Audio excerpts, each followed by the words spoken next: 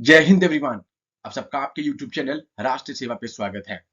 एक और टसल यहाँ पर दोबारा से दिल्ली गवर्नमेंट और सेंट्रल गवर्नमेंट के बीच में आ गई है। एज यूजुअल आप देखते हैं कि लगातार टसल्स कुछ ना कुछ यहाँ पे चलता रहता है, किसी न किसी मैटर पे चलता रहता है। अब दोबारा से दिल्ली के चीफ सेक्रेटरी नरेश कुमार, जो कि थर्सडे को यहाँ पर रिटायर होने वाले थे, सेंट्रल गवर्नमेंट ने उनके टेन्योर को 6 मंथ्स के लिए एक्सटेंड कर दिया है। यहाँ पे प्ली डलती है एंड फाइनली सुप्रीम कोर्ट ने यहाँ पे परमिशन दे दी है यहाँ पे कि दिल्ली के जो चीफ सेक्रेटरी हैं उनको 6 मंथ का एक्सटेंशन मिलेगा एंड सेंट्रल गवर्नमेंट के पास ये पावर है कि वो उनके यहाँ पर टेन्योर को 6 मंथ्स के लिए आगे एक्सटेंड कर सकते हैं। तो आज हम पहले तो ये डिस्कस करेंगे कि चीफ सेक्रेटरी होता कौन है यहाँ पे। नंबर 2, दिल्ली से रिलेटेड क्या क्या प्रोविजंस हैं यहाँ पे।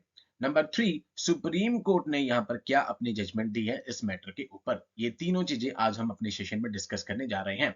इससे पहले आपको पता है कि जब भी लेफ्टिनेंट गवर्नर और चीफ मिनिस्टर के बीच में कुछ ना कुछ टसल चलती रही थी, यहाँ पे इस बार मॉनसून सेशन में यहाँ गवर्नमेंट ऑफ एनसीटी दिल्ली के लिए 2023 यहाँ पर एक नया एक्ट भी आया था, ठीक है। उस पे भी बहुत सारे बवाल चले एंड अब दोबारा से दिल्ली के चीफ सेक्रेटरी नरेश कुमार के यहाँ पे टेन्योर के एक्सटेंशन के ऊपर दोबारा से टसल यहाँ पे चलती है। तो पहले तो हम ये देख लेते हैं कि चीफ सेक्रेटरी होते कौन है यहाँ पे। Chief secretary top most executive officer है। अगर मैं आपको कहूं बिल्कुल ही लेमन इसमें, तो आईएएस, आप सबको पता है 3 ऑल इंडिया सर्विसेज होती हैं, IAS, IPS and Indian forest service. तो आईएएस ऑफिसर, जो senior most IAS officer state government में होते हैं, उनको चीफ सेक्रेटरी बोलते हैं। एंड जो सेंट्रल लेवल पे जो प्राइम मिनिस्टर के अंडर होते हैं, that is called cabinet secretary. Okay. अब चीफ सेक्रेटरी सभी स्टेट्स के होंगे, 28 स्टेट्स हैं यहाँ पे, ठीक है। अब यूटी, उन यूटीज में यहाँ पे चीफ सेक्रेटरी हैं जहां पर आपको लेजिस्लेचर देखने को मिलेगा। लेजिस्लेचर जहां पर चीफ मिनिस्टर है, फॉर एग्जांपल जम्मू कश्मीर आपके पास आ गया, पुडुचेरी आपके पास आ गया एंड दिल्ली आपके पास आ गया। अगर मैं बात करूं स्टेट्स की, तो स्टेट्स में चीफ मिनिस्टर जो होते हैं वो चूज करते हैं चीफ सेक्रेटरी को, यहाँ पर अपॉइंट कर रहे हैं। But in case of this Delhi, Delhi के केस में यहाँ पर लेफ्टिनेंट गवर्नर इनको अपॉइंट करते हैं। दैट मींस सेंटर का यहाँ पे रूल रहेगा। तो chief secretary top most executive official है, सीनियर मोस्ट सिविल सर्वेंट है स्टेट गवर्नमेंट में। सेंट्रल लेवल पे होगा तो कैबिनेट सेक्रेटरी बोला जाता है। एक प्रिंसिपल एडवाइजर रहते हैं चीफ मिनिस्टर को, जितने भी स्टेट एडमिनिस्ट्रेशन से रिलेटेड मैटर्स हैं उन सब पे। सीनियर मोस्ट कार्डर के ये यहाँ पर पोस्ट पे होते हैं। And in terms of order of precedence 23rd rank इनकी है। अगर आपसे ये, बिकॉज एनडीए, सीडीएस, एफकेट, इस तरह के एग्जाम्स में यह पूछ लिया जाता है, ठीक है।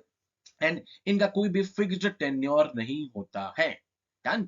एंड अगर हम इनकी रैंक की इक्विवेलेंट कहें तो ऑलमोस्ट वाइस चीफ जो हैं आर्मी के, उनके इक्विवेलेंट इनकी यहाँ पर पोस्ट होती है।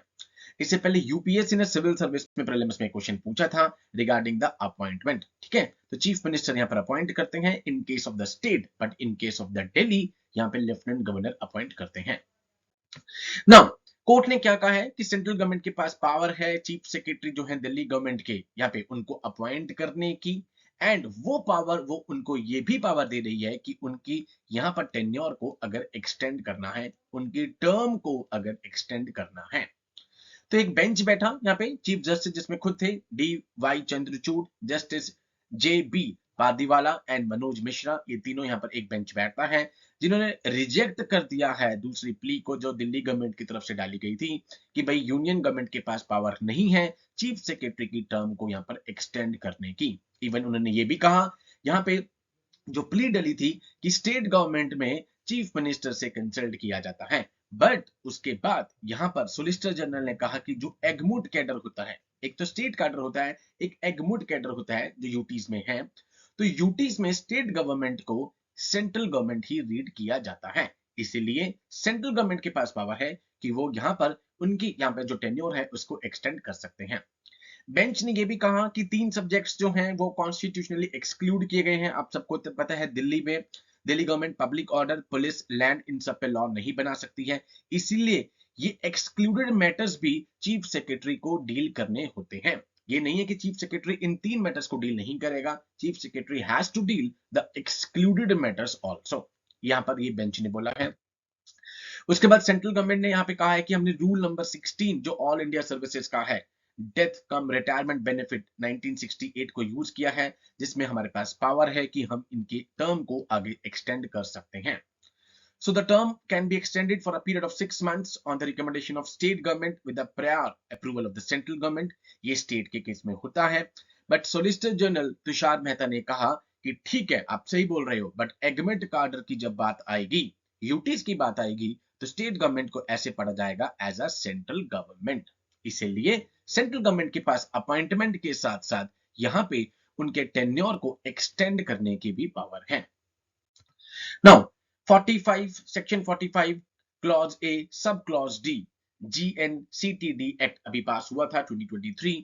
चीफ सेक्रेटरी का मतलब है chief secretary of the government of NCT Delhi appointed by the central government. Central government के थ्रू अपॉइंटमेंट इनकी होगी। In case of state chief minister choose कर सकते हैं, but in case of this central government के पास पावर है। Court ने क्या अपनी 3 ऑब्जर्वेशंस दी हैं उसको हम डिस्कस कर लेते हैं। जजमेंट में सबसे पहले रूल 55 क्लॉज 2 की बात करी है उन्होंने, जो कि transaction of business of government of NCT 1993 जब दिल्ली को स्पेशल स्टेटस दिया गया था, उसमें उन्होंने कहा है कि LG को एक रेफरेंस देना पड़ेगा, प्रायर रेफरेंस देना पड़ेगा, किनको? यूनियन मिनिस्ट्री को, regarding the proposal for the appointment of chief secretary, commissioner of the police, secretary home, secretary land. इसी कारण यहां पर ये सारी चीजें दिल्ली गवर्नमेंट के परव्यू से बाहर रखी गई हैं। नंबर 1 तो जजमेंट में ये कहा गया, रूल 55 क्लॉज 2।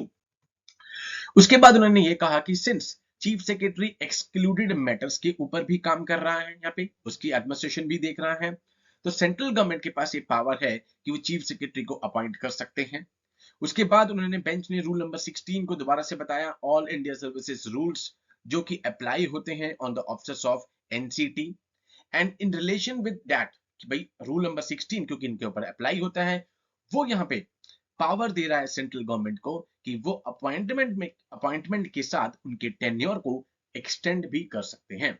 एंड इसी पावर के थ्रू यहाँ पे सेंट्रल गवर्नमेंट ने कहा कि हम 6 मंथ्स के लिए चीफ सेक्रेटरी नरेश कुमार जी की टेन्योर को एक्सटेंड कर रहे हैं। एंड सुप्रीम कोर्ट ने यहाँ पे जो दिल्ली गवर्नमेंट की तरफ से प्ली डली थी उसको यहाँ पे रिजेक्ट कर दिया है।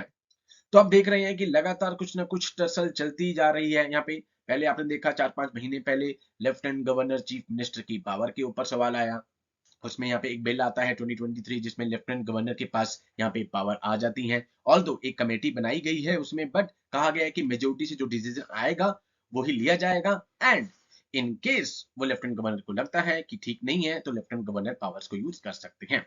सेम यहाँ पर चीफ सेक्रेटरी अगर आप देखेंगे हर स्टेट में तो ऑलमोस्ट चीफ मिनिस्टर चूज करता है यहाँ पे, ठीक है, but in case of UT central government के पास यहाँ पे पावर है। सो ये हमारी टसल एक और यहाँ पे जो दोबारा से सॉल्व कर दी है सुप्रीम कोर्ट ने, एंड फाइनली यहाँ पे रिजेक्ट कर दी है plea given by the Delhi government, and central government को पावर दे दी है कि आप 6 मंथ्स के लिए टेन्योर को आगे एक्सटेंड कर सकते हैं चीफ सेक्रेटरी नरेश कुमार जी का। डन। तो chief secretary highest law officer, highest law officer नहीं, sorry, highest position of IAS यहाँ पे स्टेट गवर्नमेंट में, सेंट्रल लेवल पे उसको कहा जाता है कैबिनेट सेक्रेटरी।